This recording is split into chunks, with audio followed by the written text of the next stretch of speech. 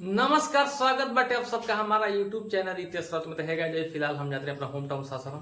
काम ई बाटे कि जो बड़ा साइज वाला होला आलू ना ओकरे चिप्स काटे खातिर तो उहे आलू लागे के बाटे। लेस को चलो जाए और भी हमारा कुछ मतलब सामान लेवे बाटे तो वो आगे ब्लॉग्स में पता चली कि हमरा का लेवे के बाटे। तो फिलहाल अभी सुबह के करीब आई थिंक 8 बजे होके तो काफ़ी खूबसूरत नज़ारा हो कि ऐसे भी बहुत समय के बाद आई थिंक 1.5-2 हफ्ता के बाद जाता नहीं अपना होम टाउन सासाराम। तो का खूबसूरत नज़ारा बाटे। तो लेस को चला जाओ। तो हे गाइस फाइनली हमरा के 500 रुपया मिल बाटे मार्केट कर खातिर। तो देखे में कितना खर्च होता है या कितना बचत है तो मार्केट में गेला के बाद पता चली। तो लेस चल जाओ 500 रुपया लेकर के सासाराम बाजार में। तो फाइनली ई रहल झोरा और ई रहल हमार BMW। तो लेस को चल जाओ।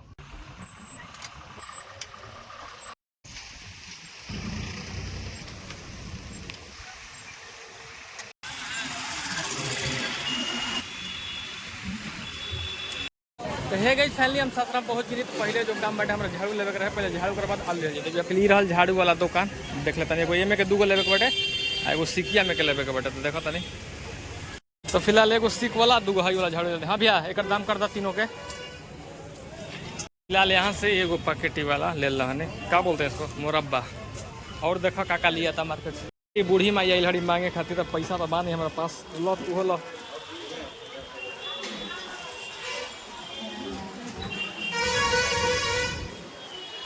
फिलहाल ऐसा लोग के मदद करे के चाहिए जिंदगी में। भैया के दुकान पे से 1 दर्जन केला यहाँ से ले लेता नहीं, काफ़ी बढ़िया क्वालिटी के यहाँ मिलेला। यहाँ से आधा किलो अंगूर ले लेनी। केला 60 के बाद हालांकि हम ले ले बनी। तो फाइनली सारा खाए वाला सामान ले ले बनी। लास्ट लाइन में जो ना खाती हम सारा माई रहा। तो फिलहाल ये रहल ये में मिली हमारा आलू चिप्स वाला आलू चाहिए हमरा बड़ा साइज वाला बढ़िया वाला 10 किलो दे दी। तो फिलहाल बहुत सारा आलू देख सकता है। से हमेशा हम ले जाइला बहुत बढ़िया मिलेला। रहल हमार चिप्स वाला आलू। तो फिलहाल लेकर की रहल झोरा।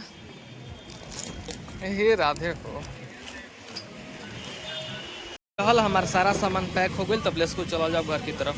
छूटत रहे उरे खीरा यहाँ से खीरा ले तनी 30 के बाटे खीरा। फिलहाल आधा किलो कर दो दोस्त। तो ये तो किलो में टांग लेंगे इसको।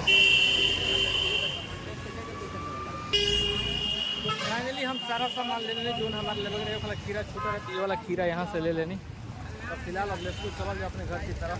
काफ़ी ज़्यादा धूप भी हो गई। फाइनली हम मार्केट से घर आ गए। नहीं तो फिलहाल हमें छत पे हमारे घर के जो महिला मंडली बाटे वो शायद तिसौरी का तक चरौरी का हाला ऊपर आता। तो इसको चला देखा जाओ कैसन साइज होला कैसे पराता है वजह तो लोग देखा बता नहीं। फिलहाल ये रहा यहाँ पर भी कार्यक्रम चालू बाटे। मम्मी का बोल करके तिसौरी चढ़ौरी ई चढ़ौरी है में कलर डालल बे से पियर बा। हाउ वाला मतलब नेचुरल कलर बाटे। हाई वाला एकरा के मरचाई बोलल जाला ताकि भणुआ मरचाई। तो कोनो के नजर मतलब कहीं से छत पे बा मतलब अगल बगल के आदमी समाज में हर तरह के आदमी होला ना खराब बढ़िया खराब हम जो गाड़ देते नहीं यहाँ पर गाड़ दी ना।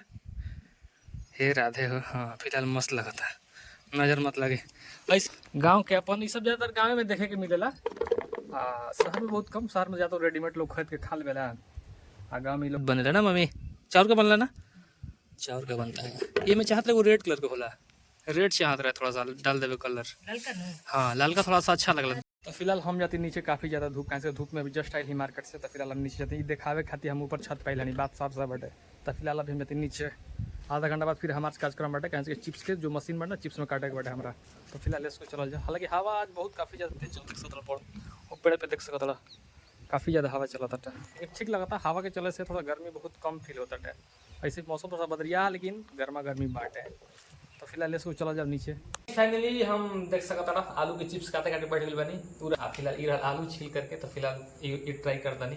अब देखा कैमरा पास थोड़ा दिखाइए इसको। ये रहा चिप्स ये में थोड़ा सा सावधानी से देख सकता। अब स्टार्टिंग में कटे थोड़ा सा हमारा कट गई बैठे थोड़ा सा बड़ा सावधानी से करे के पड़े। फिलहाल ये रहा इस तरह से इसको रगड़े के बाद काफ़ी मतलब अच्छा लगता है।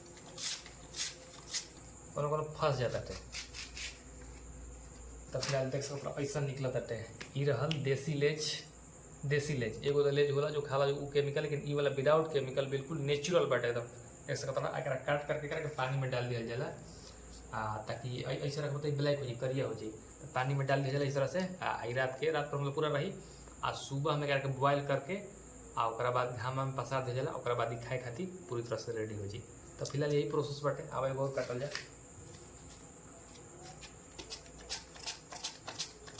काटे के बटे ये सब हमने कैसे अपने गांव के समाज से नहीं ना, तो सब मतलब गांव में ज़्यादातर देखे के मिलेला।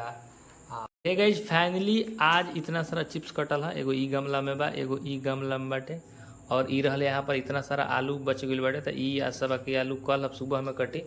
तो फाइनली आज मतलब फाइनली काफ़ी अच्छा लगल काट के भी, थोड़ा सा हमारा में चोट हल्का लग भी बटे, हल्का थोड़ा सा मतलब रगड़ गल बटे जो चिप्स काट रहे हैं। तो फाइनली हम लोग एंड करतनी, आशा करतनी कि वीडियो हमारा अच्छा लगत होगी। तो जल्द ही नेक्स्ट वीडियो मिलेगी, तब तक खुश रहिए, मस्त रहिए। आप सभी को हमारी तरफ से राधे राधे।